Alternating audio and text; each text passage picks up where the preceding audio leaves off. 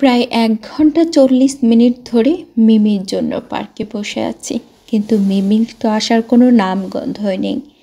টাইমের সমানুপাতিক হারে মেজাজটা গরম হচ্ছে। শুনেছি অন্য প্রেমিক প্রেমিকাদের ক্ষেত্রে প্রেমিকা বসে থাকে আর প্রেমিক লেট করে আসে, আর আমার ক্ষেত্রে এর উল্টোটা।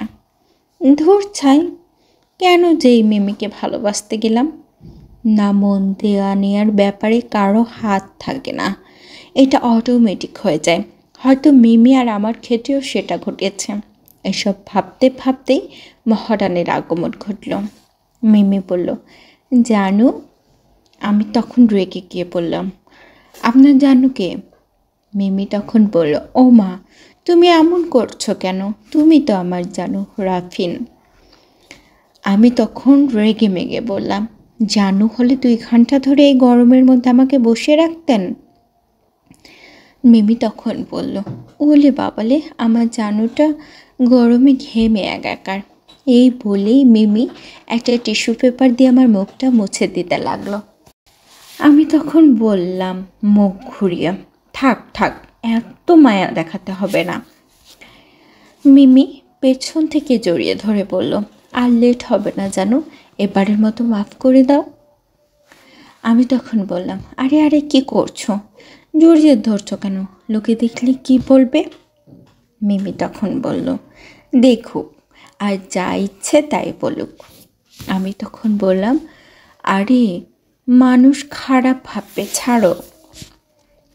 সে তখন বলল, ছাড়বো না, আগে বলো মাফ করে দিয়েছো, তারপর ছাড়বো। আমি তখন বললাম, ওকে, এবারের মতো মাফ করলাম। মিমি তখন একটা গালে চিমটি দিয়ে বলল, এই তো আমার কিওর জানো। একটু ন্যাকামি করে বললাম, উফ, ব্যথা পাচ্ছি তো। সে তখন বলল, সরি সরি। আমি তখন বললাম, এক অন্যায় মাপ না করতে করতে আর এক অন্যায়।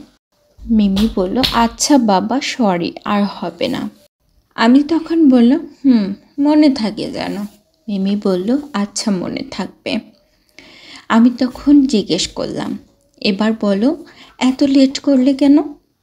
মিমি তখন বলল, আসলে আজ তোমার জন্য একটা জিনিস রান্না করতে গিয়ে দেরি হয়ে গেল, তোমার প্রিয় খাবার নুডলস। আমি তখন বললাম, আরে বাবা, হোটেলে তো খেতে পারি।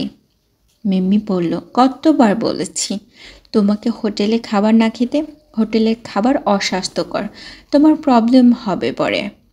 আমি তখন বললাম, আরে আমি হোটেলে খাবার খাই না তো।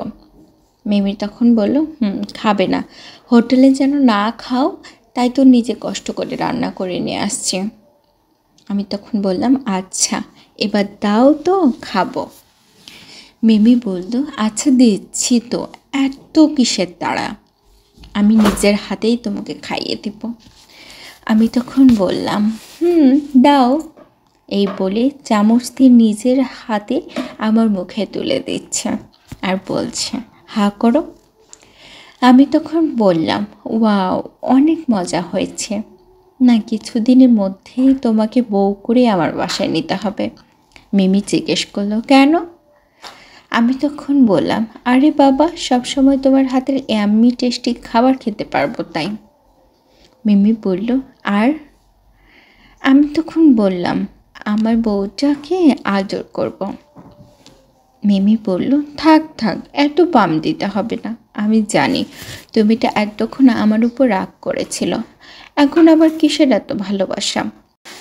আমি ওকে জড়িয়ে ধরে বললাম, সরি, ভুল হয়ে গিয়েছিল, আমি কি জানতাম নাকি আমার জানুটা আমার জন্য কষ্ট করে আমার প্রিয় নুডলস তৈরি করে আনতেই লেট হয়েছে। সে তখন বলল, ন্যাকামি রেখে ছাড়ো বলছি, লোকে দেখছে। আমি তখন বললাম, দেখুক, আমি আমার হবু বউকে ধরেছি, তাতে কোন লোকের কি আসে যায়, সেটা তো আমার দেখার কিছু নেই।